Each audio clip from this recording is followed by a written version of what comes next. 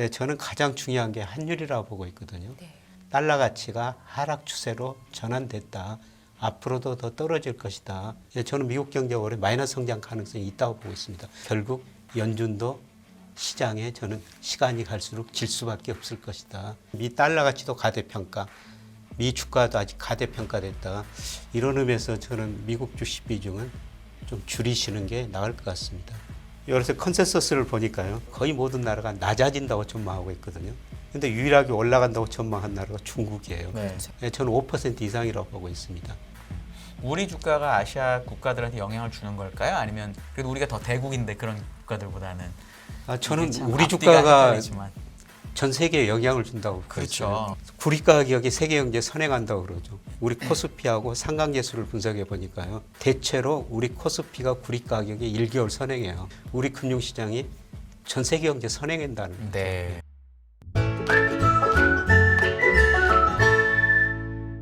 김영익 서강대학교 교수님을 모셨습니다. 바로 시작할게요. 예. 안녕하세요. 예, 안녕하세요. 안녕하십니까. 네. 예. 네, 요즘에 증시가 연일 상승하고 있어요. 예. 근데 사실 교수님은 시장에서 닥터 둠이다 이런 얘기를 많이 해왔지만 제가 정말 존경하는 교수님이신 게 이 시장이 과열돼 있을 때는 좀 침착해야 된다 이런 말씀들을 많이 해주셨고 고평가돼 있다 이런 말씀들을 해주셨고 최근에는 작년 말 시장이 굉장히 어두울 때 지금은 주식을 팔면 안 된다.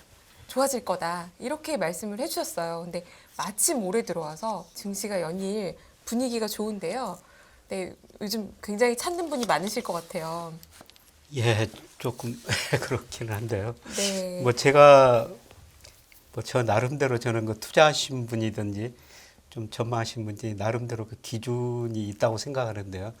예, 저 나름대로 기준은 명목 GDP, 그다음에 일평균 수출 금액, M2 유동성 이런 거 가지고 우리가 코스피를 평가하는데 뭐 작년 이전까지는 그게 가대평가됐었어요. 근데 작년 말 기준으로는 특히 명목 GDP에 비해서는 우리 코스피가 24%나 가소평가 영역에 들어섰습니다. 2000년 이후로 제가 평가해 보니까 가소평가 영역이 제일 심했거든요. 네. 예, 그래서 결국은 시간이 가면은 주가 지수는 제자리에 돌아온다. 이런 의미에서 지금은 좀 참고 기다리는 시기다. 이런 말씀을 드렸습니다만은. 근데 1월에 들어서 사실 저도 이렇게 많이 오를 줄 몰랐습니다. 네. 그래서 저도 이렇게 많이 오르는 것 보고 또 좀 고민이 많아지죠. 네.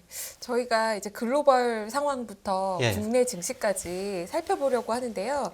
사실 작년에 이 글로벌 경제에서 가장 우려를 많이 했던 게 유럽 경제였는데 교수님께서는 유럽 경제 그렇게 걱정할 필요 없다. 이렇게 말씀을 해주셨었고요. 실제로도 지금 유럽 증시는 뭐 영국 같은 데는 지금 신고가 수준까지 와 있더라고요. 예. 네. 유럽 경제 어떻게 보고 계신가요? 이것도 저는 뭐 데이터 보는데요. 예, 작년 상반기에 미국 1분기, 2분기 뭐 연율로 마이너스 성장했고 3분기로 플러스 성장했고 오늘 또 4분기 GDP가 발표되는데요. 뭐 컨센서스 보니까 2.6% 정도인데 그런데 분기별로 보면은 작년에 유럽 경제는 마이너스 성장한 적이 없었습니다. 네. 그리고 작년에 그 미국 경제가 1.9% 성장한 걸로 추정이 되는데요. 유럽은 3.2% 성장한 걸로 추정이 되거든요. 작년에 유럽 경제가 미국 경제보다도 오히려 더 높은 성장을 했다는 겁니다. 네. 그런데 올해는 뭐 일부 통신사 컨센서스 보니까 미국 경제는 0.3, 뭐 유로존 경제는 마이너스 0.1이라고 그러는데요. 뭐 거의 차이가 없거든요. 미국 경제나 유럽 경제는. 그렇네요. 오히려 작년에는 유럽 경제 성장률이 미국보다 높았다는 겁니다. 그래서 이런 데이터 보면서 왜 그렇게 언론에서 유럽 경제 나쁘다고 그런가? 러시아 우크라이나 전쟁 때문에 너무 그쪽에 치우친 판단을 했던 게 아닌가 그런 생각이 들었었어요. 그럼 유럽 경제는 지금도 사실 올해 이제 23년도 전망은 유로존이 마이너스 성장한다라고는 하고 있잖아요. 예, 예. 어쨌거나 뭐 예. 작년에 이제 미국보다 많이 성장했고 예. 약간 꺾이면 예. 절대 레벨은 그렇게 나쁜 건 아니라고 하더라도 예. 그래도 역성장 전망을 하고 있는데 여전히 좀 괜찮다고 보시나요? 뭐 그래도 그렇게 심각한 침체는 아닌 것 같습니다. 그리고 말씀하신 것처럼 올해 그 세계 주가 보면은 우리 코스피가 작년 말 대비 오늘까지 10% 올랐고요. 우리보다 좀 더 오른 데가 홍콩이었죠. 그렇죠. 홍콩이 작년에 워낙 많이 떨어졌으니까요. 그리고 유럽 주가들 뭐 영국 작년에도 올랐죠. 올해 지금 계속 견조하죠. 독일, 프랑스 주가 보니까 올해도 작년 말보다 한 9% 정도 상승했어요. 그런데 그거는 심각한 경기 침체가 아닐 것이다. 주시장이 반영한 것 같고요. 예, 저는 가장 중요한 게 환율이라고 보고 있거든요. 네. 예, 달러 가치가 이미 저는 작년 달러 지수가 114까지 갔다가 지금 102 안팎에서 움직이는데 달러 가치가 하락 추세로 전환됐다. 앞으로도 더 떨어질 것이다. 예, 그래서 글로벌 자금 흐름 주시장 자금 흐름을 제가 주별로 보는데 미국 주시장으로는 요새 돈이 별로 안 들어가요. 근데 유럽은 상대적으로 조금 더 들어가고 이 주식시장 자금들이 주로 이머징 마켓, 아시아 시장으로 많이 들어오고 있더라고요. 그래서 이런 것들이 환율 영향이 아닌가. 이미 달러 가치는 정점 치고 달러 가치는 더 떨어질 것이다. 상대적으로 앞으로 달러 가치가 하락하니까 미국으로보다는 유럽, 특히 이제 이머징 마켓으로 돈이 더 들어오지 않는가. 예, 그런 의미에서 미국 시장보다는 유럽 시장, 예, 그리고 우리 시장이 더 상대적으로 좋지 않는가. 환율 영향이 아닐까 저는 그렇게 보고 있습니다. 달러가 고점에서 거의 10% 가까이 예. 떨어졌잖아요. 예, 예. 지금도 달러 가치가 과대평가됐다고 보시나요? 교수님 예. 지금 보시기에는? 그게 이제 기준에 따라 다른데 뭐 국제 결제은행에서 실질 실효환율과 매월 발표하잖아요. 네. 예, 그걸 보면은 이번에 저 2020년 기준으로 바꿨던데요. 뭐 그렇게 돼도 달러 가치가 가대평가됐고 2000년 기준으로 하면은 달러 가치가 무려 31%나 가대평가됐거든요. 예, 저는 앞으로도 달러 가치가 20% 정도는 떨어질 수 있다. 예, 그걸 제가 그렇게 보는 거는 예, 미국의 그 대내 불균형이 워낙 심화됐다는 거죠. 이 그래프 한번 보시면요. 뭐 작년 3분기까지 데이터가 발표됐습니다만은 좀 줄어들긴 했어요. 예, 그래도 미국의 순대외 부채가 한 17조 달러 되거든요. 네. 예, 이게 너무 많다는 겁니다. 이 17조 달러가 되는 거를 미국 이거 외국인들 직접 투자해서 견뎌주고 있고요. 그러니까 바이든 대통령이 작년에 우리나라 왔을 때 삼성전자 먼저 가고 나갈 때 현대차 가고 또 가서도 SK하고 통화했지 않습니까? 그렇게 직접 투자가 필요한 시점이고요. 예, 그다음에 우리 국민연금, 우리 국민들 미국 주식 많이 투자했지 않습니까? 그런 돈으로 버티고 있는 거예요. 예, 그런데 제가 보기에는 미국의 대내 불균형이 너무 심화됐다는 거죠. 2011년 8월이었었는데요. 오른쪽 그래프에 있습니다만 연방정부 부채가 너무 많이 늘어나고 있다. 그다음에 또 순대외 부채가 늘어나고 있다. 그래가지고 S&P라는 신용평가회사가 미국 국가 신용등급 한 단계 떨어뜨린 적이 있지 않습니까? 예, 그때보다도 대내 불균형이 훨씬 더 심각하다는 겁니다. 예, 저는 이런 걸 보면서 달러 가치가 앞으로도 더 떨어질 수밖에 없다. 그래서 저는 한 30% 떨어질 수 있다 그러는데 이미 10%는 떨어졌으니까요. 앞으로 20% 정도는 남아있는 것 같습니다. 달러 역사를 보면은 장기적으로 달러 지수가 떨어지는 추세예요. 85년 그걸 플라자비 때 그 무렵 그 이후에 달러 가치가 51% 떨어졌고요. 그다음에 2000년 IT 거품이 붕괴되면서 미국 경제가 어려지면서 미국 GDP가 세계에서 차지하는 비율이 32%, 24%까지 줄어듭니다. 그러면서 2차 달러 가치가 40% 정도 하락했는데요. 저는 지금 3차 하락 추세가 이제 시작되고 있다. 이런 것들이 세계 주식시장 자금 흐름에도 중요한 영향을 주고 있지 않는가 그렇게 보고 있습니다. 달러가 20% 추가로 하락하면 80 정도를 보시는 거잖아요. 예, 그렇습니다. 80이면은 제 기억에 이제 2004년부터 2008년까지 예. 중국이 WTO 가입하고 이머징이 정말로 주식이 좋을 때 예. 그리고 유로화가 강세였던 게 막 생각이 나는데 예. 그런 그림으로까지 지금 시장을 보세요? 아니면 이거는 그냥 아까 얘기하신 그냥 달러로만의 문제로 보세요? 만약에 그렇다면은 지금 당장 미국을 전부 다 버리고 유럽, 한국이나 이런 걸 더 해야 되는 건데 중국이나 예. 그거는 어떻게 생각하세요?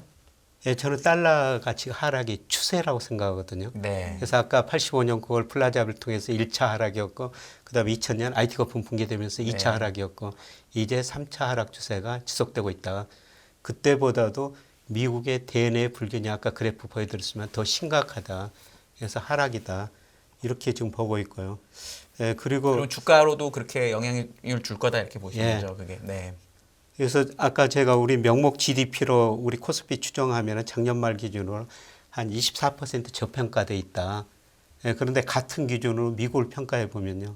미국은 작년 말 기준으로 S&P 500 기준으로 한 13% 가대평가돼 있거든요. 네. S&P 500 적정 수준이 3,600 정도 나옵니다. 근데 지금 4천이니까 아직도 10% 이상 가대평가된 거죠.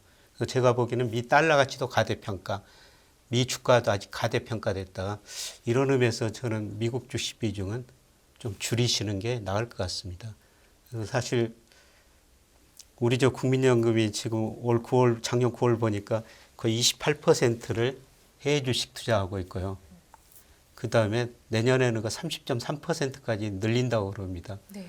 그래서 얼마 전에 국민연금 펀드매니저 대상으로 강의하면서 뭐 농담 반 진담 반으로 그런 이야기 했어요. 예, 당신들에게 해외 주식 투자한 돈이 어떤 돈인지 좀 생각해 보시라고. 예, 그게 우리 상품 수지 흑자, 경상수 흑자거든요. 그래서 우리 국민들이, 우리 기업들이 땀 흘려 상품 만들어 수출한 돈 가지고 벌어들여가지고 당신들 그 돈 가지고 해외 주식 투자하고 있다. 그런 의미에서 주식 투자를 전부 잘해야 되는데, 예, 그런데 국민연금이 아마 MSCI 거기 기준에 따라 가지고 국가별 배분을 할 거예요. 네. 예, 그런데 그 기준보다는 미국 비중은 좀 낮추시는 게 좋을 것 같다. 이런 말을 드리고 있습니다만, 예, 사실 지난 거 40년 역사를 보면은 10년 단위로 미국 주가가 좋았다, 이머징 마켓 주가가 좋았다, 이런 사이클이 반복됐지 않습니까? 네. 1980년대는 이머징 마켓이 좋았었죠. 예, 그리고 95년에서 특히 2000년까지는 미국에서가 IT 혁신, 정보통신 혁명이 일어나면서 모든 산업의 생산성이 증가하면서 미국 경제 고성장 저물가를 달성했거든요. 그러면서 2000년 초반까지 나스닥 시장에 엄청난 거품이 발생했죠. 나스닥 거품이 붕괴되고 2000년에서 2009년까지 미국 주가가 제자리 걸음했어요. 특히 S&P 500 월평균 수익률이 마이너스 0.09%였거든요. 그 좋은 마이크로소프트라는 회사도요. 2000년에 IT 거품 붕괴되고 제자리 오는 데까지 무려 10년이 걸렸다는 겁니다. 네. 예, 그 사이에 중국 시장에서 엄청난 거품이 발생했다 붕괴되고요. 또 그때는 우리 주가가 미국 주가보다 더 나았습니다. 근데 2010년부터 2020년까지는 미국 주가가 제일 안정적으로 올랐죠. 예, 그래서 최근 10년 보면 미국 주가만 좋다 이렇게 생각할 수가 있는데요. 예, 저는 그 아까 말씀드린 대로 미국 주가도 고평가, 미 달러 가치도 고평가, 예, 그리고 미국 가계 자산 중에서 주식 비중이 아직도 제가 보기에는 높습니다. 2021년 4분기에 미국 가계 금융 자산 중에서 주식 비중이 54%였거든요. 예, 그리고 작년 3분기까지 통계가 발표됐습니다만은 51%예요. 장기 평균이 43%입니다. 그래서 제가 보기에는 제가 가지고 있는 모든 데이터로 볼 때 버피 지수 같은 거로 따져 보더라도 미국 주가는 가대평가 영역이 있다. 그래서 앞으로 10년은 미국보다는 저는 이머징 마켓이다. 그래서 아까 제가 자금 흐름을 계속 지켜보고 있는데요. 주별로 그 글로벌 채권 펀드, 주식형 펀드가 어디로 이동하는가 그런 데이터들이 나오는데요. 작년 11월부터 제가 계속 지켜보고 있는데 미국으로는 돈이 거의 안 들어가요. 미국 주시장으로는. 그거는 이제 과거랑 다르게 ETF가 많이 커져가지고 예. ETF 좌수로 보면은 올해 같은 경우는 이제 미국의 다 가치주 펀드로 돈이 많이 들어오긴 했거든요. 예, 예. ETF 좌수는. 예. 그래서 이제는 그걸 같이 보긴 해야 되는데 예. 왜냐면 EPFR에서는 뮤추얼 펀드만 잡긴 하거든요. 예. 근데 말씀하신 것처럼 10년 단위의 변화가 있긴 한데 예. 80년대는 중국이라는 시장이 빠진 이머징이었잖아요. 예, 그렇죠. 그때는. 예. 그러니까 사실은 2000년부터 보면은 예. 한 번 돈 거니까 예. 10년씩 예. 이번에 다시 이머징이 온다고 하기에는 너무 역사가 짧지는 않을까요? 예, 그거는? 짧을 수도 있죠. 네. 예, 그런데 어떻든 제가 보는 거는 예, 미국 가계 금융자산의 주식 비중이 너무 높다. 그다음에 GDP로도 너무 높다. 예, 그리고 그 실로 교수의 그 네. PR이었지 않습니까? 네. K실러 P. 예, 그것도 K2. 지금 과거 평균보다도 엄청 높은 수준이거든요. 네. 네. 예, 그게 장기 평균이 한 17배 정도 되지 네. 않습니까? 네. 근데 지금도 26배 정도 네. 되더라고요. 네. 네. 그런 모든 변수로 볼 때 미국 주가는 아직도 가대평가 영역에 있다. 이런 것들이 좀 해소돼야지 우리가 미국 주식을 투자할 시기가 아닐까 그렇게 보고 있습니다. 사실 작년에 달러 지수가 최고점을 찍을 때와 예. 지금 갑자기 분위기가 많이 바뀌었잖아요. 예. 글로벌 예. 이 주식시장 예. 상황이요. 예. 뭐가 트리거가 됐고 사실 이제 신흥국이 여기서 더 가려면 예. 어떤 변화 요인이 있어야 되는데 전년 대비해서 올해 변화 요인으로 뭐를 가장 크게 중요하게 보시나요? 그러니까 달러 지수가 떨어진 거는 저는 미국 경제에 대한 신뢰도 문제라고 그러거든요. 네. 예, 외환 시장은 아까 달러 지수가 114에서 102까지 떨어졌다고 그러는구만은 외환 시장이 기대하는 거는 미국이 4.5% 지금 기준금리에서 견딜 수 없을 것이다. 금리 올려도 앞으로 조금밖에 못 올리고 앞으로 금리가 떨어질 것이다. 금리가 떨어지면 미국으로 돈이 덜 들어가게 되는 거죠. 애한시장 그런 걸 반영한다고 생각하고요. 그 다음에 미국의 10년 국채 수익률도 4.2%까지 한 번 올랐다가 그렇죠. 지금 뭐 3.5% 안팎에서 움직이고 있지 않습니까? 그래서 외환시장, 채권시장은 미국 경제가 이 금리 수준에서 견딜 수가 없을 것이다. 그걸 기대하는 거죠. 그런데 연준 위원들은 지금도 물가지수가 목표치보다 훨씬 높으니까 금리를 올린다고 할 수밖에 없는데요. 그런데 그게 시장이 말해 줄 거라는 거죠. 아까 제가 통신사 컨센서스 0.3%라고 말씀드렸습니다만 이거는 사실상 마이너스 성장한다는 겁니다. 네. 제가 저도 미국 경제 예측 모델이 있는데요. 올해 마이너스 1.2% 나와요. 저뿐만 아니라 뭐죠 노무라 그다음에 BOA, 도이치뱅크 이런 데도 마이너스 성장 예상하는데요. 저는 미국 경제가 올해 마이너스 성장 가능성이 있다고 보고 있습니다. 그것들을 외환시장, 채권시장이 미리서 반영하고 있다. 그리고 결국 연준도 시장에 저는 시간이 갈수록 질 수밖에 없을 것이다. 그렇게 말씀을 드릴 수가 있고요. 그다음에 이머징 마켓에서 여러 컨센서스를 보니까요. 네. 올해 경제 성장률이 작년보다 거의 모든 나라가 낮아진다고 전망하고 있거든요. 근데 유일하게 올라간다고 전망한 나라가 중국이에요. 네. 그렇죠. 그래서 작년에 중국 경제가 3.0% 성장했는데 올해 컨센서스 4.8. 저는 5% 이상이라고 보고 있습니다. 중국에 억눌렸던 소비가 저는 증가할 거라고 보고 있거든요, 올해. 그래서 오늘 예신을 보니까 중국과 코로나 감염률이 85%래요. 네. 뭐 이 정도면은 더 이상 확산되지 않을 거라는 것이죠. 그래서 올 봄, 여름 가면서 중국의 소비가 증가할 것이다. 그러면서 중국 경제는 올해 5% 이상도 성장할 수 있다. 이런 것들이 자금 흐름에 좀 영향을 주고 있는 것 같습니다. 관련해서 제가 두 가지가 좀 되게 궁금했는데 하나는 이제 말씀하신 대로 올해 미국 S&P나 그 다우를 보면 주식이 별로 오른 게 없는데 나스닥은 올해 얼추 10% 가까이 올랐어요. 그리고 중국이 올해 좋은 건 너무나 잘 알고 있는데 중국이 10월 시진핑 그 3년임 때 주식 빠지고 지금부터 텐센트가 거의 2배 올랐나? 하여튼 주식이 엄청 올랐거든요. 그럼에도 그 나스닥이 오른 거랑 결국 중국이 같이 올랐는데 그럼 시장에서는 이거를 예를 들어 전체 미국하고 나스닥을 분리해서 보는 것처럼 지금은 움직이고 있는데 이게 맞는 방향으로 보시는가 첫 번째고 두 번째는 중국이 경제 성장 좋다는 건 우리가 알고 있는데 지금까지 주식이 바닥에서 많이 올라왔기 때문에 이미 저걸 반영한 거다인지 아니면 주식은 앞으로 더 반영할 것 같은지 두 가지 좀 궁금합니다. 네. 가끔 저 사람들이 제가 S&P 적정수는 3,600이라고 말씀드렸는데요. 네. 나스닥은 적정수는 제가 추정할 수가 없습니다. 네. 그런데 S&P가 가치는 움직이니까 동행성은 있으니까. S&P가 10% 적정 수준이라면 떨어져야 된다. 그러면 나스닥도 최소한 저는 나스닥이 작년에 많이 떨어져가지고 올해 덜 떨어질 수 있어요. 네. 그래도 S&P가 떨어지는데 나스닥만 오를 수 없다. 그럼 지금 나스닥이 예를 들어 YTD로 나스닥이 거의 다우를 10%포인트쯤 이기고 있더라고요. 이건 그냥 작년에 많이 빠져서 그냥 되돌린 거라고 보시는 거죠. 특별한 무슨 의미가 있는 건 아니고. 작년에 뭐 러시아 주가 많이 떨어지고 그다음에 우리나라 코스닥이 그다음 떨어지고 그다음에 나스닥이 많이 떨어졌지 않습니까? 거기에 따른 어떤 반등의 의미다. 최근 상승은. 이게 추세적 상승 아니다. 이렇게 지금 보고 있는 거고요. 우리나라 코스피가 되게 나스닥하고 되게 이제 소위 말하는 인과관계는 아니고 상관관계가 많은 것처럼 보이는데 그게 깨지는 그림이 나오더라도 한국은 충분히 좋을 수 있고 나스닥이 나쁘고 이런 것도 가능하다고 보시는 거죠. 어느 순간 방향은 같죠. 방향은 같은데. 같은데.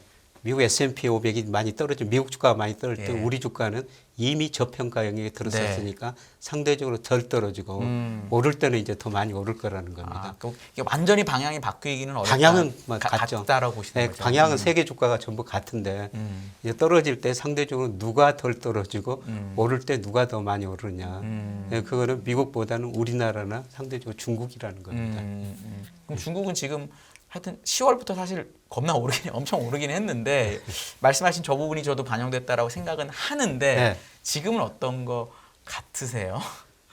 근데 중국으로 계속 지금 자금이 주식형 펀드 자금이 들어오고 있거든요. 그러니까 이번 주는 사실 중국이 춘절이라 이게 안 잡히고 많이 들어온 건 맞고요. 그 대신에 우리나라에 지금 돈이 막 쏟아지고 있는 것 같은데 네. 이제 다음 주부터 다시 이제 네. 개장을 하니까 그런 게 그래서 제가 뭐 작년 11월부터 이제 3개월 한 20일 지났는데 이것 가지고는 추세를 알 수가 없죠. 네. 그런데 작년 11월 보니까 뭐 이런 추세가 나타나더라는 겁니다. 그래서 이 자금 흐름은 좀 더 지켜봐야 될 것 같은데 어떻든 저는 미국 시장보다는 상대적으로 우리나라나 중국 시장이 올 한 해는 더 나은 시장이 될 네. 것이다. 네. 그렇게 좀 보고 있습니다. 네. 그 한의원님 질문과 그 교수님의 답변을 제가 듣고 있으니까 네. 이제 한 가지 더 확인하고 싶은 게요. 네. 사실 한국이 작년까지만 해도 중국 시장보다는 미국 시장이랑 훨씬 연동이 많이 되어 있었고 네. 미국장 빠지면 한국장 빠지고 그랬는데 네. 지금 교수님께서는 중국과 신흥국이 살아나는 거를 더 좋게 보시는 와중에 예, 그렇습니다. 그러면 한국은 미국, 중국이 좀 디커플링 돼서 갈 거냐 아니면 상관없이 우리는 덜 빠지고 많이 오를 룸이 절대적으로 밸류에이션상에 있다고 보시는 건지 커플링은 아니죠. 미국, 중국이 커플링 같이 아닌데 가는데 상관계수는 마이너스가 나올 수가 없는데 네. 미국 주가하고 상관계수는 낮아지고 이제 중국 주가하고 상관계수가 높아지는 높아진다. 국면이라는 겁니다. 예를 들어서 2006년에서 2008년까지는 그때는 우리 주가가 미국 주가보다는 중국 주가하고 상관계수가 굉장히 높았었거든요. 훨씬 높았습니다. 훨씬 네. 높았죠. 훨씬 네. 그때는. 예, 예, 저는 앞으로 몇 년은 그런 시기라는 겁니다. 예. 그렇게 되면 사실 한국이 옛날처럼 거의 뭐 진짜 글로벌 순위로 중국이 좋아지는 거에 수혜의 1등 국가일지 아니면 이번에는 조금 다르게 다른 신흥국들이 더 좋을지 어떻게 보시나요? 과거보다 영향력은 좀 줄어들겠죠. 네. 예, 그런데 작년에 중국으로 무역수지 흑자가 한 15억 달러밖에 안 됐거든요. 근데 전체 적자는 472억 달러였었죠. 네. 무역수지가. 예, 그런데 2000년부터 작년까지 해보니까요. 우리나라 무역수지 흑자 중 90.1%가 중국서 온 겁니다. 통관 네. 기준으로. 네, 네, 네. 예, 그런데 이제 그 정도가 줄어들고 그 정도가 베트남 등 아시안 시장으로 가고 있어요. 우리 네. 무역수지 네. 흑자가. 앞으로 중국 의존도로 많이 줄어들고요. 예. 아시아 쪽으로 우리 주가도 좀 상관계수가 더 높을 수는 있죠. 우리 주가가 아시아 국가들한테 영향을 주는 걸까요? 아니면 그래도 우리가 더 대국인데 그런 국가들보다는 아, 저는 이게 참 우리 앞뒤가 주가가 헷갈리지만. 전 세계에 영향을 준다고 보고 있어요. 그렇죠. 네. 뭐 일부 경제학자들, 한국경제, 세계경제, 풍향계다, 네, 특히 네, 스티븐 로치, 에일드 교수는 네. 탄광 속의 카나리아다 이런 이야기를 하고 있지 않습니까? 그렇죠. 구리 가격이 세계 경제에 선행한다고 그러죠. 예, 그런데 제가 구리 가격하고 우리 코스피하고 상관계수를 분석해 보니까요. 대체로 우리 코스피가 구리 가격이 1개월 선행해요. 네. 예, 그다음에 그랜저 심스 인과관계 테스트로 해봐도 우리 코스피가 구리 가격을 일방적으로 설명해 주거든요. 네. 그러니까 우리 경제, 우리 금융시장이 전 세계 경제 선행한다는 거죠. 네. 네. 그러니까 대표적으로 뭐 사례인데요. 작년에 그 유가가 러시아 우크라이나 전쟁 터져가지고 뭐 120달러, 130달러까지 갔었지 않습니까? 네. 근데 우리 주가는 계속 떨어지고 있었어요. 네. 우리 주가가 떨어진다는 것은 우리 GDP의 40% 이상을 차지하는 수출이 안 된다는 거예요. 네.